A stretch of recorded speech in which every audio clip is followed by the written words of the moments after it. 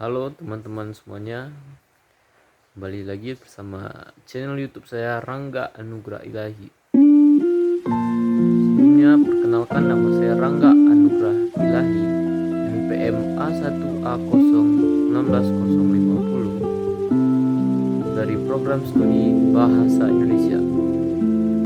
Tujuan dibuatnya video ini adalah untuk memenuhi tugas mata kuliah TIK untuk guru bahasa Indonesia yang diampu oleh Bapak Rio Kurniawan MPD.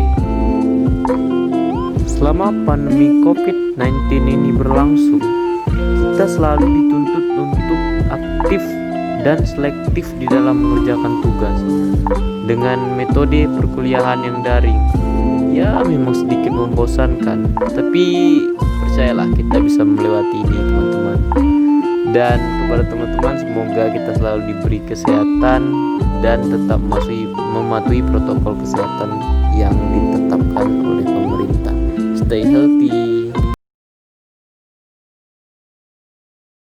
Ya, baiklah teman-teman. Di sini kita akan sedikit membahas tentang jenis-jenis teks. Apa yang terlintas di benak teman-teman jika membayangkan tentang jenis-jenis teks? Apakah membayangkan tentang teks persuasif, teks eksposisi, teks prosedur? Ya, itulah nama-nama yang lazim kita dengar dari duduk di bangku SMA atau mungkin lebih awal di bangku SMP yang sudah kita pelajari di dalam bahasa Indonesia di sekolahan. Ya, kali ini kita akan mencoba sedikit mengingat tentang jenis-jenis teks yang ada di bahasa Indonesia. Mari kita mengulasnya bersama-sama. Ya, baiklah teman-teman, kali ini kita akan mencoba mengulik tentang teks persuasif. Yang pertama, kita harus tahu dulu teks persuasif itu apa. Teks persuasif adalah kalimat yang biasanya digunakan untuk mengajak seseorang untuk melakukan suatu hal yang berisi ajakan, himbauan, atau permintaan. Ciri-ciri teks persuasif antara lain bersifat mengajak, menggunakan tanda seru, atau biasanya digunakan di slogan atau papan iklan. Adapun jenis dari teks persuasif antara lain teks persuasif politik, persuasif pendidikan, persuasif advertensi atau iklan, persuasif propaganda. Fungsi teks persuasif antara lain sebagai perintah dengan individu lainnya, berisi instruksi kepada masyarakat, himbauan melakukan perintah, promosi kesehatan, pendidikan kesehatan. Adapun langkah kita dalam menentukan teks persuasif antara lain menentukan topik, mengumpulkan data, menyusun kerangka, mengembangkan kerangka. Contoh daripada teks persuasif antara lain buang sampah pada tempatnya, matikan HP ketika sholat, dilarang berisik. Jadi teks persuasif ini bersifat seperti mengajak seseorang untuk melakukan suatu hal atau memerintah seseorang. Teks persuasif ini biasanya terdapat di spanduk-spanduk, slogan, ataupun tempat-tempat promosi seperti iklan. Jadi kita mengajak seseorang untuk melakukan suatu hal. Misalnya kita mempromosikan produk kita. Jadi kita secara tidak langsung menyuruh pembeli tersebut untuk membeli produk kita agar pembeli tersebut tertarik. Mungkin begitulah tentang teks persuasif. Baiklah teman-teman, selanjutnya kita akan bahas tentang teks eksposisi. Teks eksposisi adalah teks yang menerangkan suatu pokok persoalan yang dapat memperluas wawasan pembaca. Ciri-ciri teks eksposisi antara lain bersifat objektif, pada pembahasan persoalan dan tidak menggunakan kata atau frasa yang bersifat menarik emosional pembaca. Kemudian bersifat informatif. Yang ketiga, teks memuat fakta. Yang keempat, menggunakan bahasa baku dengan ragam laras ilmiah dan gaya bahasa yang lugas.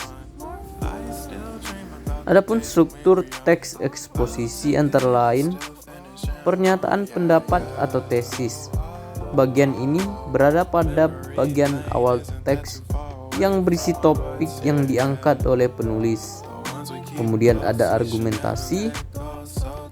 Setelah topik diangkat melalui opini, bagian selanjutnya ialah bagaimana opini tersebut didukung dengan argumentasi.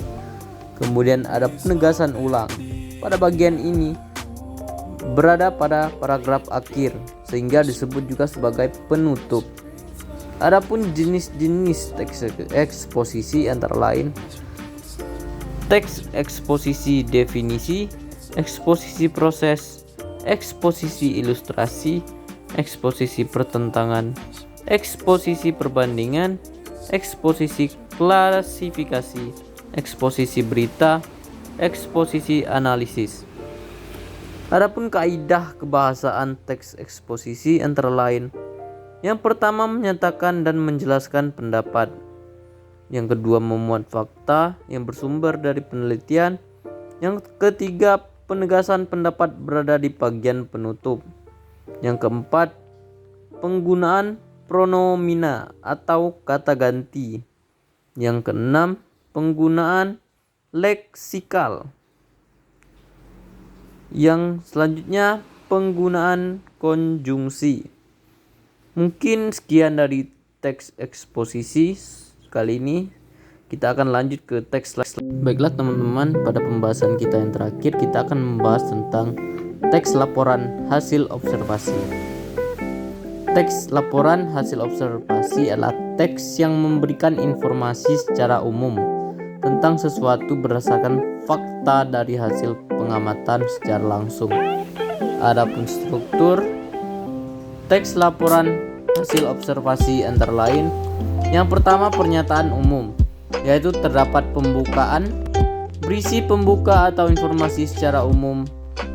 Kemudian deskripsi bagian, yaitu terdapat isi rincian pembahasan dan penjelasan secara lebih detail.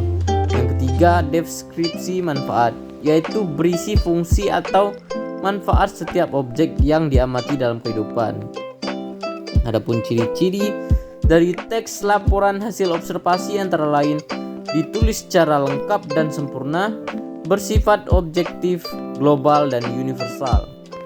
Kemudian objek yang akan dibicarakan atau dibahas adalah objek tunggal. Kemudian ditulis berdasarkan fakta sesuai pengamatan yang telah dilakukan. Adapun tujuan teks laporan hasil observasi antara lain untuk penelitian, untuk memberikan informasi terbaru, untuk mengatasi suatu persoalan, kemudian untuk menemukan teknik atau cara terbaru untuk mengambil keputusan yang lebih efektif. Jadi secara ringkas, teks laporan hasil observasi ini adalah tentang kita melakukan pengamatan, kemudian dituangkan dalam suatu teks yang berisi tentang pengamatan yang telah kita lakukan selama berada di lapangan. Mungkin sekian tentang teks kali ini. Ya, mungkin sekian teman-teman untuk video kali ini. Tetap jaga kesehatan, stay healthy, dan semoga pandemi ini cepat berlalu dan perkuliahan kita dapat berlangsung secara offline. Terima kasih sudah menonton. Stay healthy dan semoga bermanfaat.